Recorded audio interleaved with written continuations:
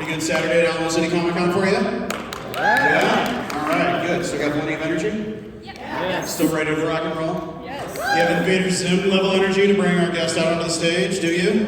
Yes. No, that was not okay. We're gonna try that again. Do you think you have the right level of energy to bring this guy out on stage? We're almost there. I don't quite believe you, but I think we can get over the hump with just one more try. Do you think we can bring Richard Horvitz on stage? Let's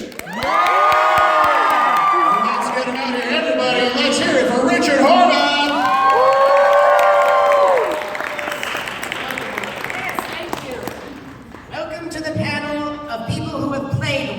Redemption.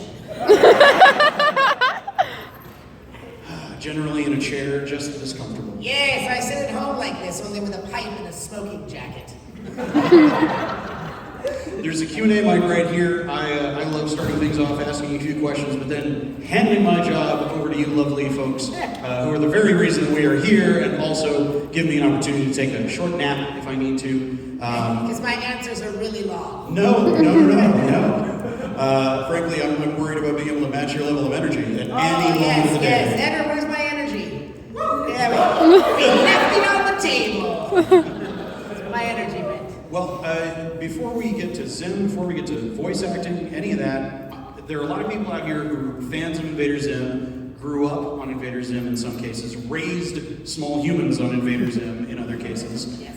What kind of nerd diet were you raised on? What were you a fan of when you were a kid? What was it that delighted and surprised you as a kid? Well, I would have to say mostly I know for a fact my favorite was Speed Racer. I watched Speed Racer and Kimba the White Lion, which later was stolen and called the Lion King. But Kimba the White Lion and Speed Racer were my favorite shows watching, which was, I didn't even know the word anime back then. It's anime. But Ricky Simons, Gurr, goes, Richard, it's anime. Okay, so now from then on I've been trained to say anime. I watched that, and when I grew up there was 3 networks, and that was it. So I watched, sitcoms like Get Smart, I Love Lucy, The Brady Bunch, stuff like that. Did you find yourself imitating voices, doing characters back then, or did you just enjoy not watching? Intentionally, not with the idea of going into voiceover. I didn't even know what voiceover was. In fact, even after I'd started my on-camera acting career, I didn't know anything about voiceover. I went to, when I started, I was an on-camera actor for most of my career until about the late 1980s, about 89 or so. I had an agent that shared an office with a voiceover agent, and I said, hey, I want to get into voiceover, and she said, well, you got to go talk to her because they're not part of our agency, and so I did, and I said, yeah, I want to do voiceover, and they said, oh, okay, we got to make a demo reel. Back then it was reel to reel, and I did that, and then from there I did 3 radio commercials that month, first month. Do you remember what they were for? Yeah, I remember one was for some Chevy vehicle where all I said was, bye, Dad. I was like, what? That's it? Don't you know who I think I am? All I say is, bye, Dad. And my agent said, well, you get paid the same as the guy that does the announcements. I was like, okay, I'm good. So, bye, Dad. And I don't remember the other 2 were, but that was the last time I worked in voiceover that year. And then I didn't even break into voiceover for about 5 years. Took me to animation rather, for about 5 years. The very first animated job I ever did was a thing called The Adventures of Prince Valiant. And that was fun. It was with Robbie Benson, I think Rob Paulson, and Charlie Adler, I think was on there. That was a Family Channel series, though. You getting that Family Channel? Channel? I think it was, yeah. And I only had one scene in that ever. That was my first animated job. And then shortly after that, I was cast in The Angry Beavers. And as soon as I did Angry Beavers, then things kind of took off. Now, there are a lot of us here who have seen the end product in the world of cartoons, but the actual making of the sausage, as it were, is a process that has bits of theater acting, has bits of radio theater baked into it. When you were doing those early animation jobs, how often were you actually recording with the whole cast all at once, or were you doing your sessions individually? So in the early days, we were always together. The whole whole cast was together called a radio record. And we were all together because there wasn't as many outlets for animation. You know, it was pre-cable days, and then cable came along, and even cable, you know, all the cable cartoon networks or animation networks, they didn't all launch at the same time, so even that was kind of a slow rollout.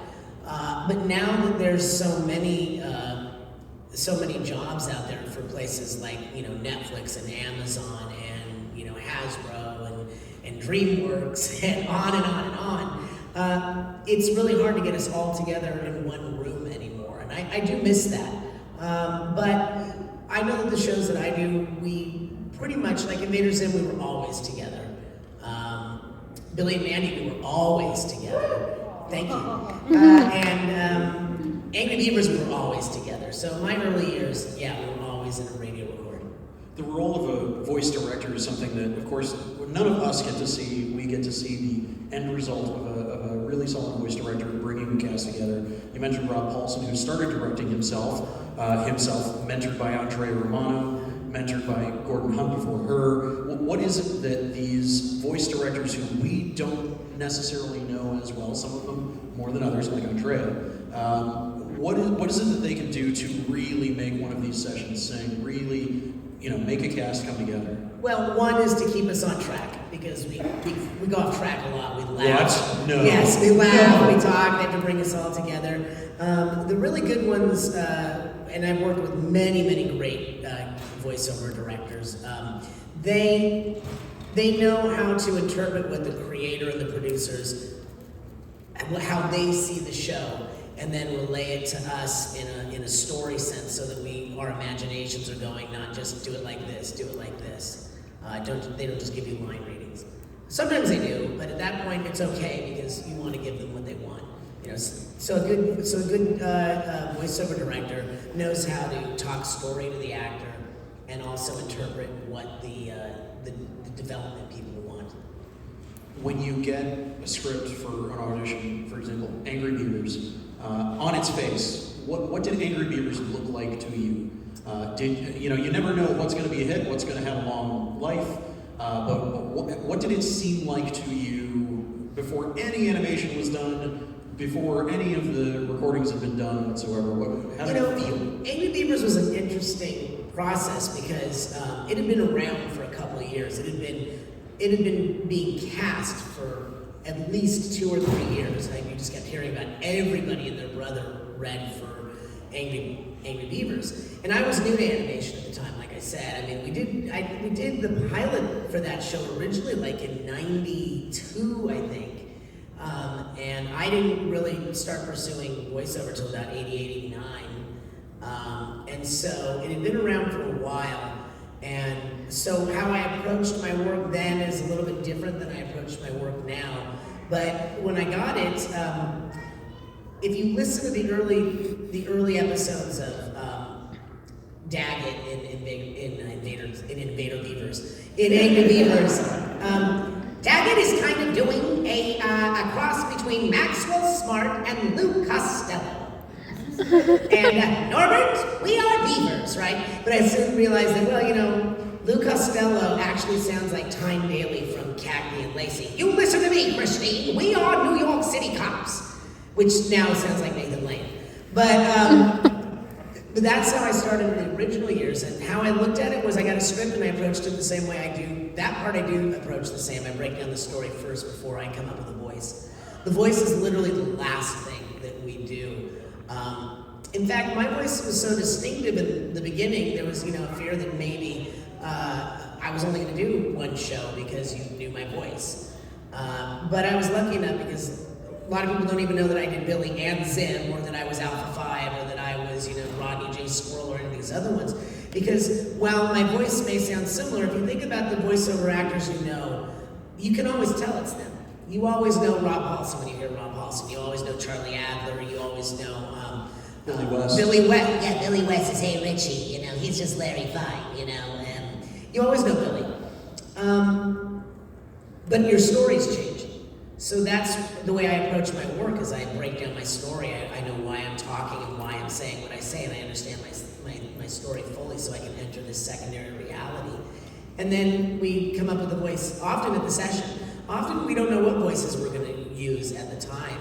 I could do a session with Billy, and because our voices are close in range, they'll say, no, Billy and Richard, you guys sound too close, one of you change, and then we'll flip a coin and one of us will change. So. Over the years, you talked about that progression from there are only so many slots for Saturday morning cartoons to the proliferation of more and more networks doing more and more animation. What has it been like seeing just how out there series can get? Zim, I think, is probably a good touchstone for that. But in this era where we have things like Adventure Time and Steven Universe and things that 20 years ago would not have been on the air. Well, personally, I think shows like Steven Universe and Adventure Time, particularly Steven Universe, owe a lot to Invader Zim. We were the groundbreakers for them, and I know that the creator of Steven Universe was a fan of Invader Zim. She used to do blogs, her writing about Zim characters. And I think that we broke a lot of barriers. Well, we didn't break barriers. I mean, in that respect, we did. Against the backdrop of Nickelodeon animation, we broke a lot of barriers and a lot of rules. But if you think of shows like Ren and Stimpy before us, or you think of shows like, Beavis and Butthead is still one of my favorite all-time animated shows ever. I love the last season they came out with when it finally became Mike Judge's Beavis and Butthead. I love that. I love King of the Hill. I love Family Guy. I love South Park. I mean, I like edgy stuff. I just do. It's kind of my thing. Where animation has progressed to this day, I like it. I like a lot of it. But at the same time, I like just funny. I like random funny. That's why I love Beavis and Butthead. That's why I like Family Guy. Random funny, which is Zim is full of random humor, which is my kind of thing. Let's go to Zim. What was that audition like? What script did you see? Take us in the room. I was doing Angry Beavers at the time, and all of a sudden I saw this goth contingency moving into Nickelodeon against this backdrop of like orange and green splat, and all of a sudden these really dark trench coat, pale face, black makeup and hair, and just walking through like, well, what's going on here? Well, Jonan Vasquez, who had created Johnny the Homicidal Maniac and Squee and Filler Bunny and I Feel Sick and all like really, really edgy cartoons comic books rather, had just sold this show. Because, I give Mary Harrington, one of the executive producers, a lot of credit because she is the one who found shows for Nickelodeon. And she had heard about Jonah's stuff up in San Jose, and so she sought him out, which was, to her great credit, she was ahead of the curve. And she saw it all along, the potential of Jonan, and so Jonan came up with this idea about Zim, and I loved it, and Jonan originally wanted me to do the pilot. And so they sent me the sides to the script. And I thought that I was reading for Dib, because I thought that I was more in the Dib vein. I didn't think I was as maniacal as Zim became and was. But, want to hear my Dib? Yeah. Yeah. Not this time, Zim! Thank you. It's an alternate universe, but it's one that I can live in. So Jonah's like, no man, I want you to read for Zim. Like, oh, okay. Now, it turns out Jonah was a huge fan of Power Rangers. So he knew me not as Daggett from Angry Beavers, even though he did. He knew me as Alpha 5. And then he wanted me. But the network said, no, he's doing Angry Beavers right now, so we don't want his voice on both shows at this time. So they passed on me, and I was really upset about it. I was really sad about it. So a couple of names prior to that they had thrown around were Mark Hamill and one other. I can't remember. Mark was one, but eventually they chose Billy West. And then Billy came in and he did the pilot while I was doing Angry Beavers. So Billy did the pilot, and then Jonan always felt that he loved Billy, but at the time Billy was on everything. He was on Futurama and he was on Doug. And He's hanging out with Michael Jordan. Well, he just had a voice that everyone knew, and he just didn't want that. Jonan's thing was he wanted people whose voices naturally were just weird, which mine I've been told is. Rumors. Yeah, it was rumors. And so what happened was Angry Beavers ended. The pilot had not been aired, and they were about to deliver to New York, and Jonah went back to the network and said, I want to read Richard again on this. And they did. And what I did was I looped over all of Billy's scenes. And Jonah pitched it a little bit. That's why in the early episodes I sound a lot more metallic and robotic than what I eventually just became my own voice. Because I think he wanted it to be different enough, but then go back to me doing just my voice.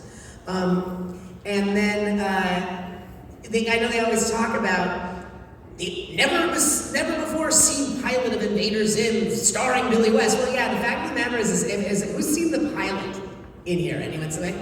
Does anyone realize that like 70% of the lines are me, and then maybe Billy finishes it, or I start it and then Billy finishes it, but it's always my laugh on it? I was on it, but I was an ADR guy on it. I was just a one-day player to ADR the thing. That's how they credited me. But I am actually in the pilot predominantly then from what it went with.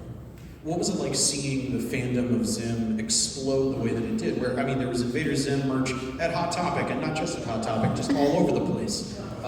What was it like seeing that outgrowth? You mean seeing Gurr sweatshirts and backpacks everywhere? Where's Zim? I used to say, where is Zim? I am Zim. It's called Invader Zim, not Invader Gurr.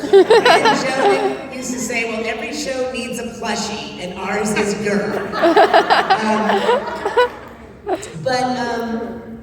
We didn't really see it explode until a couple of years after we'd been canceled.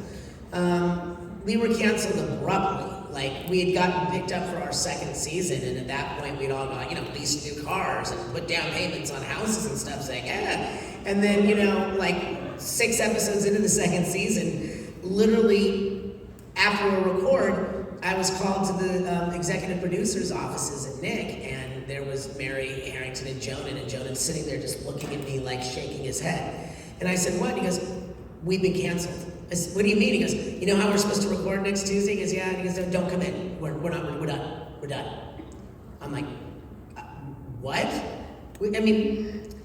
So they brought me in there because they wanted me to be amongst the 3 of them as we told the crew, who was busy working, thinking that they had gainful employment for the next, couple years. Richard, get in here. We'd like to traumatize you before we traumatize a room full of people. And so we went out there. It was like one of the hardest things we ever had to do, to let them know that we had been canceled. Now, there's been a lot of rumors as to why we were canceled. People think, oh, Bloody Gurr. It's like, no, it wasn't Bloody Gurr. It wasn't anything like that. The fact of the matter is that we didn't have the ratings. We were like very, very low ratings. And we were also the most expensive show in Nickelodeon history. We had 3D effects, and it was like, $900,000 an episode. I mean, we were a really inexpensive show. But the fact of the matter is that what was happening was that they were only tracking a certain demographic, which wasn't our demographic. That's why the show went on to be a success, because most kids discover Zim at around, in the beginning at like 12 or 13 years old, especially if you're kind of like all of us, where we're kind of outsiders and outcasts. It's like Zim is a great place to live. And that's when our base started to grow and grow and grow. Add to that, Ricky and I spent, many years on the road after that show, appearing at conventions, keeping it out there. And the fan base grew so big that eventually we had 3 Invader Con conventions of our own. There was a group called Soapy Waffles, so I always give great credit to, because they loved it so much. They actually animated and made a full episode of one of our recorded episodes that was never produced by Nickelodeon, and it was really good. It was like almost as good as the Nickelodeon quality. And so when we came back, that, for years there was rumors were coming back, and then something would happen and it would always fall apart. So I chose never to believe that we'd be back. And then, 16 years later, it finally happened. When you and Ricky started doing those convention appearances, do you have specific standout memories from those early convention experiences? Fans saying things Yeah, that I'll you tell didn't you. expect? Yeah, I'll tell you. I get choked up when I think about several of the experiences because you don't know who you're reaching when you're just laughing in a dark room with microphones. We're having fun. We're playing. You don't know how it's being received all over the world. And I think the thing that moves Ricky and I the most, and Melissa Fawn, is that when either one of three things happens often. I was really picked on at school, I was bullied, or I was made fun of, and I didn't want to live anymore. And I discovered your show, and it made me laugh and made me so happy. I would come home and watch it over and over again. And your show saved our life, or saved my life. The second one is I was in the hospital dealing with, a really severe disease or injury or something, and I wouldn't laugh until I put on your show. And the one that always really moves me to tears is we've had so many soldiers that have come up to us at our table and so respectful, and they'll say, hello, sir. I said, I'm not Gur, he's Gur. And they would tell us that they, would be someone who had been stationed in Afghanistan or Iraq, and they would say that, they were in battle, and that they would be in some horrific battle where they'd lose people, and then they'd come back and think they would never smile and laugh again, and they'd put on a show because someone had sent them the DVDs in their care packages, and they would watch it and they would laugh again. So things like that really move me to tears. Yeah, that's, I think, one of the best things. If it isn't too personal, you mentioned, we're all outsiders, we're all weirdos. Yes, have you met me? Invader Zim is one of those things that a lot of us, coalesce around. What were some of the things that made you, feel like you had people like you, weirdos like you, coming up, as an adolescent through college? Was it being an actor, being around people that liked doing the same stuff you did? I think we all kind of find our own, hopefully. For me, I was very short my entire life. I had a funny voice, and I was a really late bloomer. So I think because of my own life experience of feeling out different, not nothing's worse than not even hitting puberty till you're like 16 or 17 years old, and you just feel outside everything. And I think that when you feel that, you're able to tap into these characters very easily. It's funny because I fall into a lot of the maniacal characters. I don't know if you've noticed. Daggett was the meaner of the two angry beavers. Billy wasn't. He was just crazy. He was silly. But Zim, Chaos, maybe not Raz from Psychonauts, which is a fun character for me to play. But is because I think that when you feel bullied or pushed around or something, there's always that seething kind of anger feeling because you wish things were different. And so I think that lent itself to me finding these characters. But then when I got into high school, I discovered musical theater, and that changed my life. I mean, I started out in musical theater as a kid professionally. I started in the play Oliver, which is what I thought I was going to do with the rest of my life. I thought I was going to go to New York, but I lived in LA, so it's the land of TV and film. But my group was the theater kids, and that was my thing. It still is to this day. You just segued to exactly where I wanted to go, which was musical theater. Yes. As a man of the music theater myself, Yes. What are your go-tos? What are the shows that you love that maybe mean something to you personally, or that you just love? Yeah, there's no doubt for deeply? me. The number one for me is Jesus Christ Superstar. I love everything about that musical. That one, and I mean, one of the songs I even like in my head that plays over and over is like, try not to get worried, try not to turn on to problems that upset you. That one resonates deeply for me, but Garden of Gethsemane really resonates deeply for me. It's just like a very moving musical. I of course want to play the character of Judas because that's my favorite character in that thing. You know, when he goes, "You sad pathetic man, see where you brought us to, our ideas die around us, and all because of you." But so I love the lyrics it has. So that's my go-to. If I really want to cry, I go to, "Who was a time when men were kind, and their voices soft, and their words inviting. There was a time that it all went bad. I dreamed a dream in time gone by." So that one always breaks my heart. But I just said this last night. You want to get morbid for a moment? With you, Richard? Yes. I thought to myself, because I sometimes plan my funeral, thinking what I want to play, what music I want to make people cry. You know, I have people say, "No, he wouldn't want you to grieve." I'm like, "Yeah, I want you to grieve. I do not want you to go on." I like to think. My wife and I have this running joke. It's very funny. It's like we always say, if one of us dies first, it's okay. You can marry someone else. You can love someone else. You just can't ever laugh with anyone else ever again. Try to do that one. But I thought to myself, I want, if they do it like in memoriam at my funeral, I want this to play.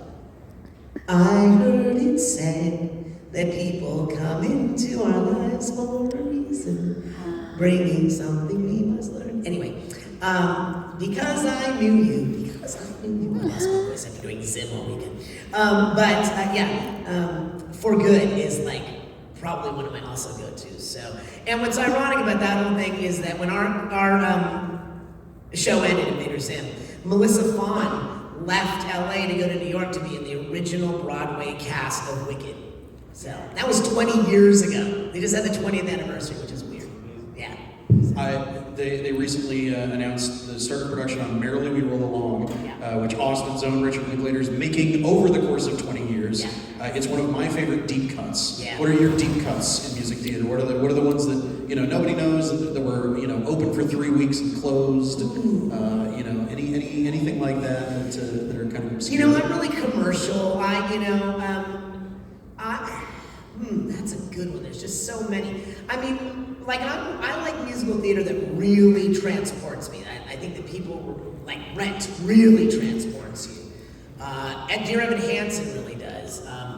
But like for me, I'm like a huge fan of West Side Story, and I saw the movie again last week, and to me that's one of the best.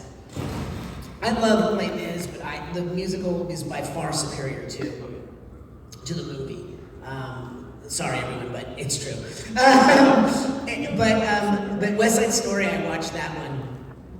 I don't have any deep cuts, but I watched that one and I just watched Maria singing, "I feel pretty, oh so pretty, oh so witty," and I'm sitting there like, you don't know what's coming, Maria, don't get so happy, don't be so happy, it's all gonna fall apart.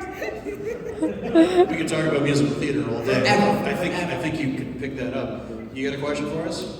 Anybody else? Go ahead. Line up the microphone. Hello. Hello. First and foremost, it is an honor of standing in front of you. I'm a big Nickelodeon fan, especially your show that you did the voice in. Thank you. And I know that you did mention that because the fact that you did a great, wonderful job as a voice actor has to do with your background in theater, which is absolutely wonderful because sometimes voice actors, even though can do everything, but it also has to do with the background in theater as well as in film. But I'm also wondering, for somebody to have that experience, what advice you could give to somebody that wants to be involved in voice acting as well as your background? So, the first place I always recommend people start is in improv classes and sketch comedy, and of course theater, because what we do is acting, so you're on the right track if you're following an acting track. But, I have a saying, my job is to play pretend and play pretend fully. That's the full definition of what we do. And so, in order to be able to play, you have to know how to break down a story, and hopefully you learn that in an acting class, or improv, because we do a lot of improv. I mean, we did a ton of improvisation in Billy and Mandy. But that would be my advice, is to start with those kind of classes first. And then once you get that, then maybe take a voiceover workshop or a class. And then, it's all about expression. Like for me, voiceover and theater are the perfect realms for me to exist in, because I'm a person that's bigger than life, reality animated person. But the lesson that I learned a long time ago is that, they'll tell you, oh no, he's too over the top. I always get that, oh, he's too over the top, he's too over the top. Well, that may be true, but that's what I do, and I do well, because there are people in this world that are animated by nature. Jim Carrey is animated by nature. Robin Williams was animated by nature. Jason Alexander was animated by nature. So if Kramer from Seinfeld, Michael Richards was animated by nature. If any of them were starting out in voiceover today, they would say, no, they're too over the top, but they never stopped being who they were. And that's what I decided long ago. It's like, okay, maybe I'm not going to be the X-Men, or maybe I'm not going to be, on Warner Brothers shows a lot. But no one's going to be able to touch my alien. So, that sounds weird. But, my Zim. Front page of CBO.com. Yes. Nobody touches Richard's alien. No one can touch my alien. Very good question, thank you. You're welcome. Hi, hello. Hi. Thank you for coming. We're very happy Thank to you. have you. As a child of the mid-90s, Angry Beavers, Billy and Mandy's, and of course, they were big shows for me as growing up. And I don't really get that chance to, come back. But Zim did. How does that feel for you to come back, after all this time? I was anxious, to be honest with you. I was anxious about it because I hadn't done the voice in, 16 years was the last time I think we recorded for it. I'm older, my voice is a little bit rougher, it's more hoarse, because I've done a lot of yelly characters, and so I was worried about it. In addition, the fans had come to know the show so deeply and close to their heart that I was afraid that I hope we can live up to those expectations. So you kind of get that feeling of what it's like to have a hit album and then have to put out the second one and hope that it, matches it. But Jonan had such a vision for the second one and was very clear. He said, I don't want to do a nostalgia thing. I want to do, basically what amounts to an epic episode. It's just another episode of Invader Zim, which is how I think it should be. It's funny, you read reviews online, and we got rave reviews. We got 100% on Rotten Tomatoes. It was wonderful. But a lot of people kept saying things like, it's a fitting end to a great series. Like, what end? We never said this is the end. What made you think this is the end, But for me, I was anxious about it because I was worried that my voice wasn't going to be the same. And Jonah goes, hey, you're fine. Hey, you're fine. Hey, you're fine. Everything's good. Yeah, thank you. So it turned out fine. It was a little anxiety provoking, It's like when we didn't know, like I said, we didn't know who was liking our stuff. And so I was excited to be back, and when I saw the finished product, I was like where they were when we left, So that was nice. It's good to have you. Good question, thank you. Hi, my name is David. Hi, David. I would like to ask you if you could steal organs from people, who would they be and why? If I can what? Steal organs from people. Oh, steal organs. Usually it's what superpower do you want, but for Richard, it's what organs would you steal from other humans? It's always good to have a few extra hearts on hand. What organs? Eyes. Eyes, yeah. Because I'd like to see it through other people's eyes. Thank you. No one asked my superpower. Very valuable. Ask my superpower. What superpower would you want to have, Richard? I would be Captain Hotspot. I would be able to exude Wi-Fi wherever I was. Yeah! Private network on user. But then I could cut out everybody else's. You want to use my hotspot, huh? Hi, Melissa. Hi. How are you? I'm good. Good. Yes, I'm also a musical theater nerd. I just got out of being an Oliver. Yes, you were talking about that. Who did you play? I was in the ensemble. I'm a dancer too, so I was dancing around. What's your favorite song from Oliver? Probably Oom Pah Pah. Because that's your big number. Yeah. There's a little ditty, they're singing in the city, and everybody knows it. Like that how it goes.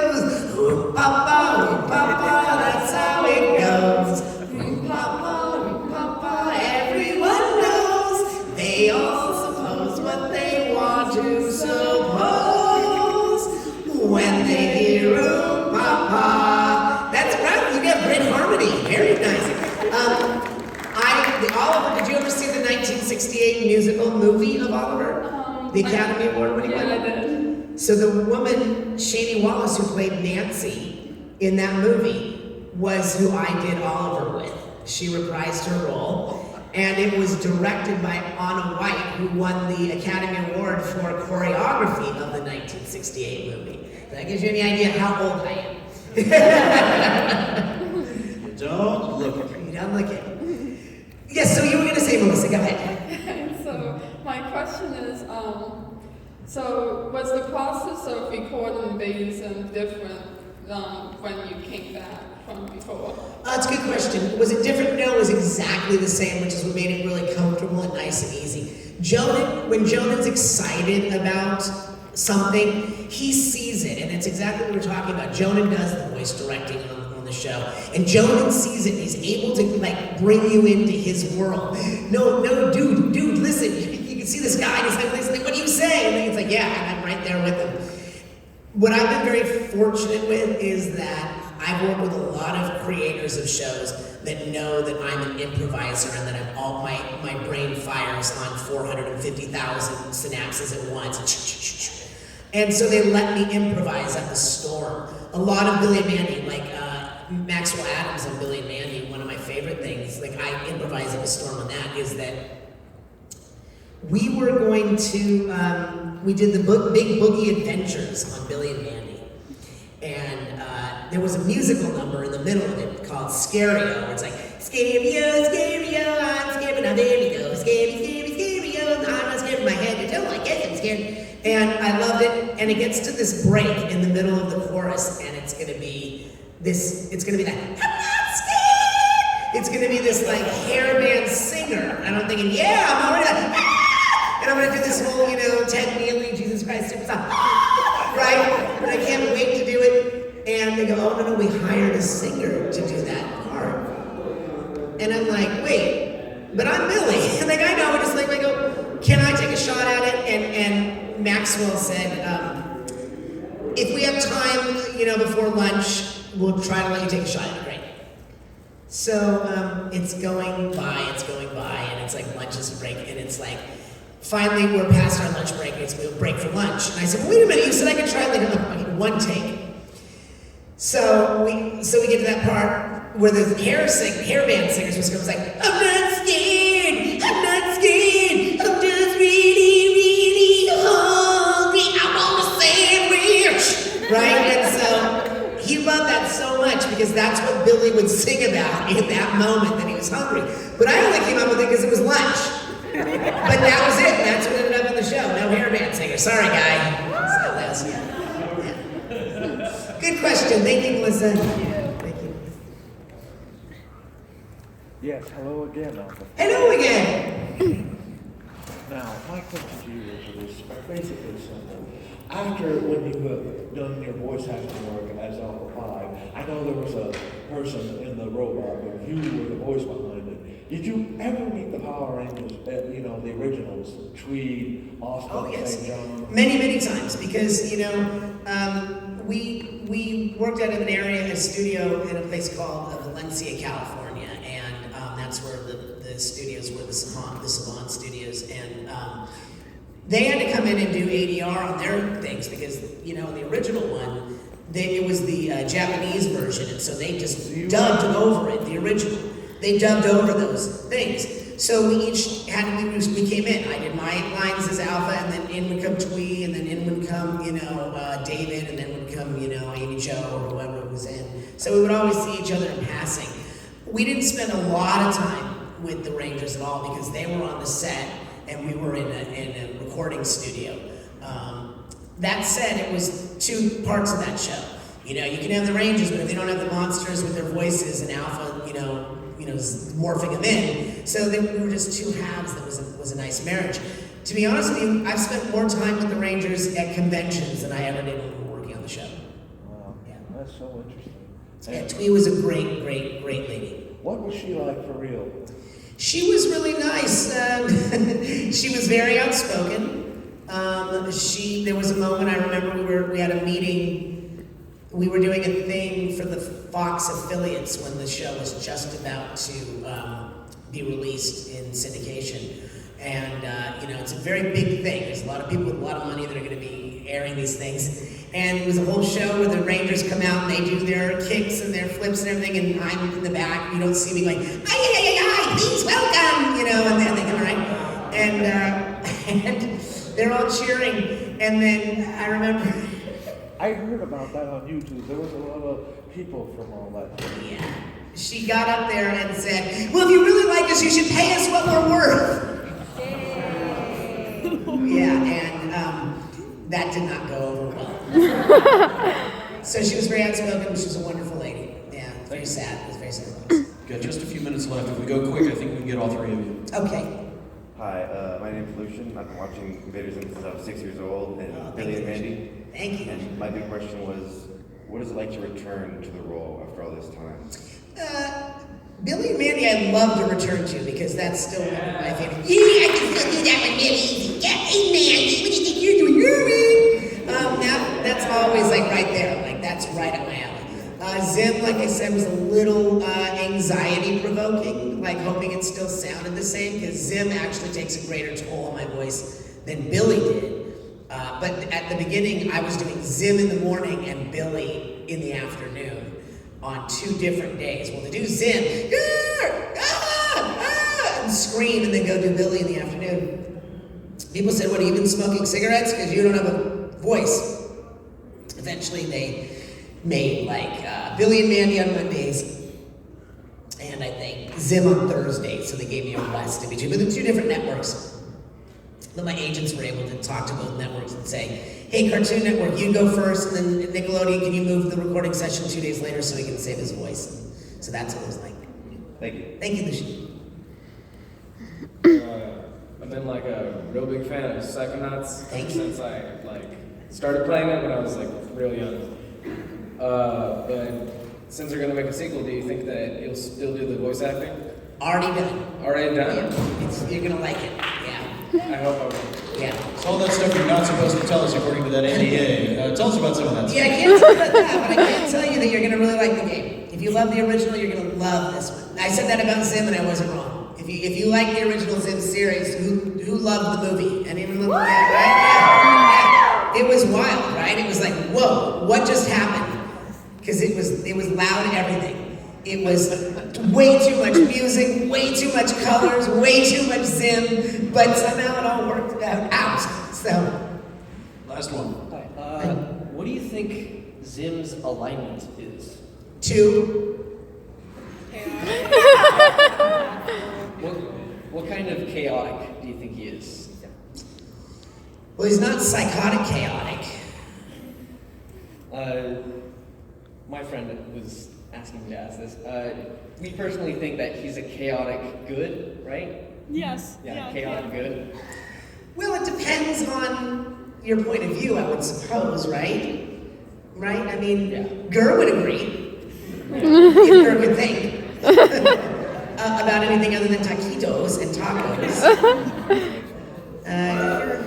But that's an interesting question. I don't know. I'll have to ponder that. I've got one thing to wrap us up. Before I do, we got the costume contest right here in this room, right after we're done.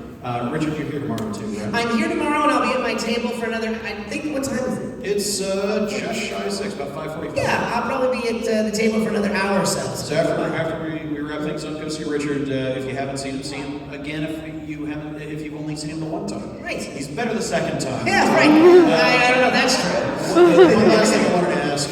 You mentioned the fervent fan base leading to conventions, comic books, all sorts of Zim stuff over the years. I tend to agree with you. I don't like the phrasing of what a great way to wrap it up and say goodbye to it. What is the best thing that we can do as Invader Zim fans when it comes to trying to get more Zim stuff made? So just watch the movie over and over again, because the more ticks they get, the better they'll see that this show is being watched a lot. The other thing is that it's not a reboot. That was the thing that we went nuts about. It's not a reboot because we're not rebooting the show. It's just and later that 16 years later, it's just to carry on more than it's a reboot. That used to drive Jonah nuts. It's not a reboot. We're not rebooting it. It's the same, because some things they reboot, and they changed it a little bit in like the character design and stuff. But the thing you can do is just keep watching the show and letting the numbers click up so that like when you go to bed at night, just leave it on over and over again. You get the idea. Can we blow the roof off this place one more time? Yeah.